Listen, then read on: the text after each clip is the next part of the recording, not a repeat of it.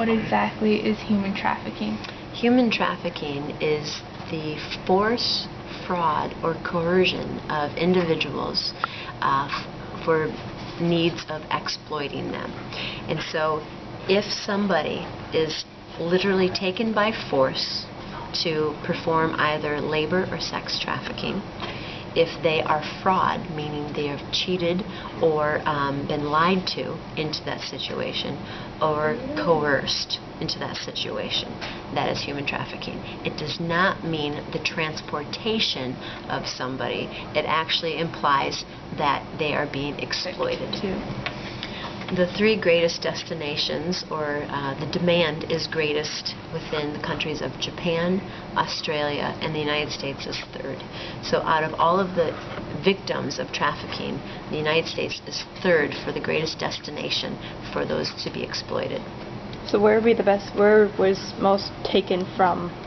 Okay, where most of them are taken from, you know, each year in the United States there's an estimated 22,000 foreigners being brought into the United States who are trafficked against their will.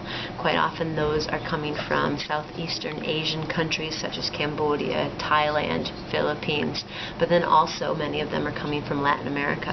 However, we have a greater concern and issue in our population of actual American citizens. So if 22,000 brand new foreigners are being brought into the United States, 100,000 Americans who are currently citizens are being trafficked newly each year.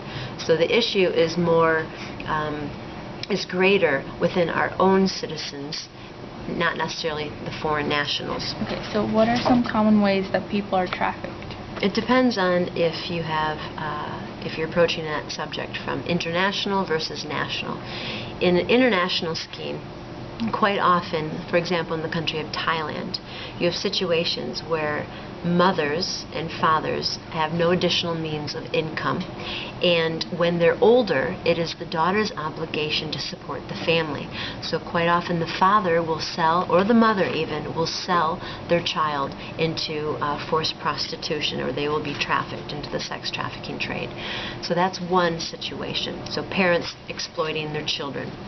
The second situation is known as debt bondage, and with this situation you have a family unable to pay a bill. So this doesn't necessarily mean sex trafficking, but it could be labor trafficking as well. So in exchange of not being able to pay off that debt, they will give their child to a master, sell their child into slavery, and then the master will charge 100% interest, thus enabling the family to never be able to pay off that debt and get their child back.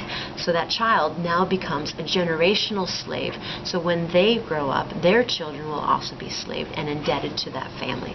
This is quite common in countries such as India, and even here in the United States, you get those from Latin America promised a better life, but they have to be able to pay off that debt when they get into America. They're never able to pay off that debt because of the high rate of interest that are being charged, and so they're just basically kept into that slave bondage situation. In the world of citizens in America, the greatest threat is to teenage girls, anywhere from not necessarily teenage girls only, but anywhere from the ages of 8 to 18 years old. And quite often the approach of the trafficker is through social media. So Facebook is a huge thing. So somebody, when they want to befriend you and you don't know who they are, in most cases they are traffickers looking and testing the waters. Another way is when you might be approached by somebody at the mall and they might say, oh, you know, you're looking good today or whatever. If a girl does not have a strong self-esteem, and if she feeds into that compliment and acknowledges that person, quite often that man might become a boyfriend at first, and then in reality he says, you know, if you really love me, you'll do this for me, and then the exploitation and trafficking begins. And then sadly you do have those cases where parents are selling their children. Just in Grand Rapids last year there was a case where a mother was selling out her 2-year-old son to be trafficked as well. Who are the victims and who are the perpetrators for human trafficking?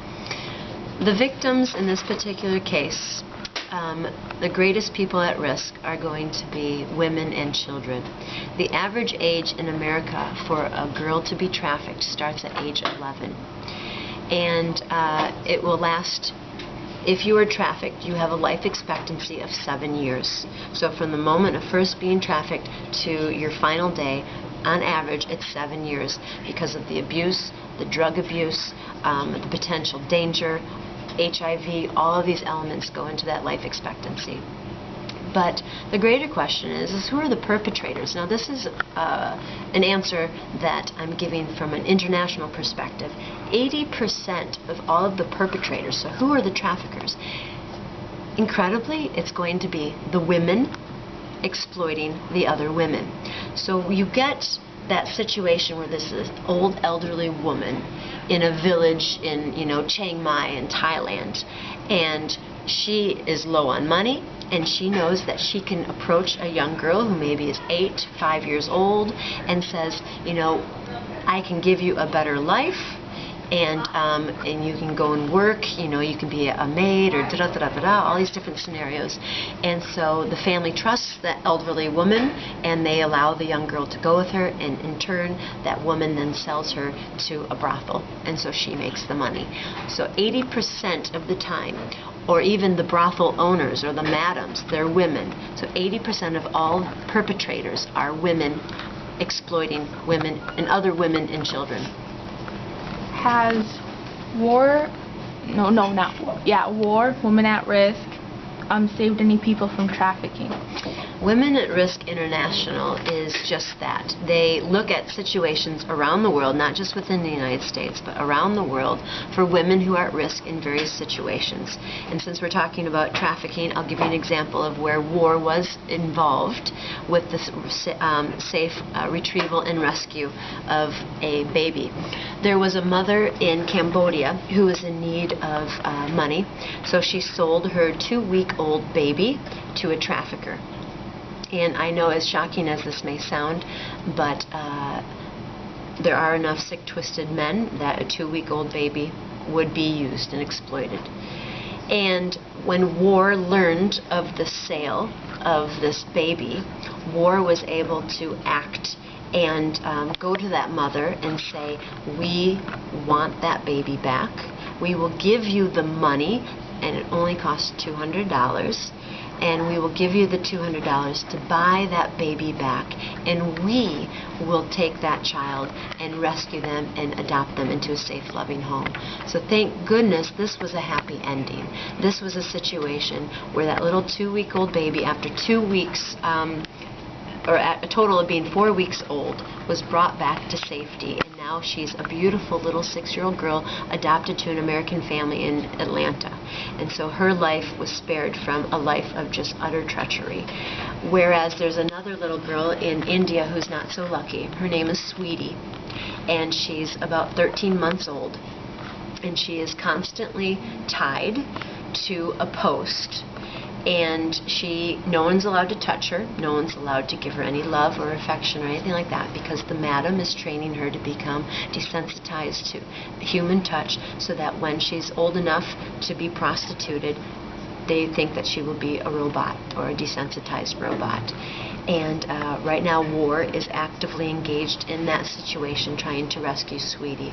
So not only is her fate uncertain, but every day she sits right next to open raw sewage in Calcutta, India, and she is perpetually beaten by the madam of that brothel to whip her into shape. So that is a story that is yet to be continued. Increased in the past 5 years, and by how much? Sadly, it is increasing. Currently, the highest demand of sales is with drug trafficking, but human trafficking is about to surpass that, for the sole fact that once you buy and sell drugs, it's done. But humans, you can continue to exploit and exploit and exploit.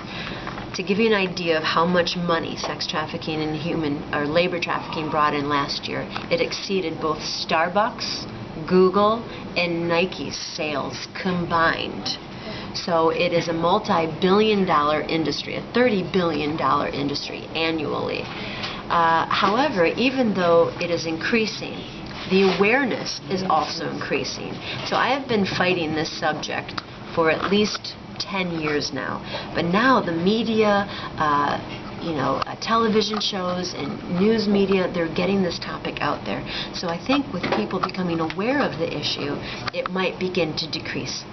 Okay. When did we start recognizing this problem? I have been volunteering with 3 different organizations, Women at Risk International, Michigan Abolitionist Project, and then the State of Michigan Human Trafficking Task Force, for about a total of 10 years now. And so I became aware of this situation through my traveling and actually encountering examples of this happening, whereas I would say within the United States, it's really starting to gain awareness probably in the past 4 to 3 years, no more than 5 years at the very greatest. I think what brought it to the forefront recently was last year's Super Bowl, because it took place in Indianapolis, and Super Bowl, or any major sporting event, is the hub of all of our trafficking. For example, they estimated about 20,000 women and children being trafficked to the Super Bowl events each year to cater to the demand of the clientele that goes to see the Super Bowl. And so because of what recent states have been passing with legislation to really amp up the legislation and the consequences for the criminals, and also those people who are trying to meet their demands, I think this is definitely bringing about greater awareness on the subject. Is there anything we can do to prevent being trafficked? Okay. Number one thing to prevention is awareness. Bringing the ugliness of this subject to the forefront of everyone's mind. This is a dirty little secret that our country has been hiding for generations, and nobody's been wanting to face it and actually do something. So the very simple fact that you are having this interview with me and you're educating your classmates, that's number one. The second thing is to be street smart yourself. When you are approached by somebody, specifically girls, but yet I have talked to my own male students and they have been approached. So men and boys are not exempt from this. But knowing that social media is a major target and venue that's used for traffickers. The other issue is get involved. Like, for example, Michigan Abolitionist Project is based right here in Grand Rapids. The issue of human trafficking has grown to be such a large evil in our own community that Homeland Security has set up an office just in Grand Rapids to address these issues. So you can get involved. But look, you have a decided advantage because you are in the age group of the number one targeted individuals. So you can look at your peers and look for signs. One very typical sign of somebody that is being trafficked is quite often they'll have a tattoo that says daddy.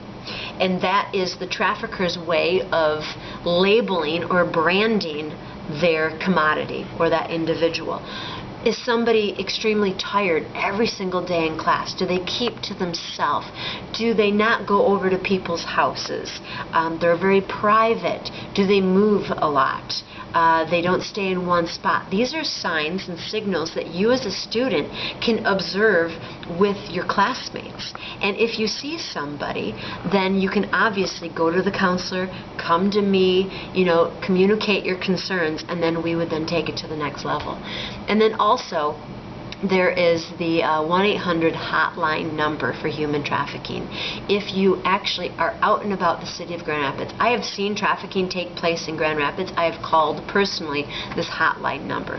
So there is a hotline number that I'm sure that you will share with your classmates. And basically, be aware, be proactive, and don't stay silent. Okay.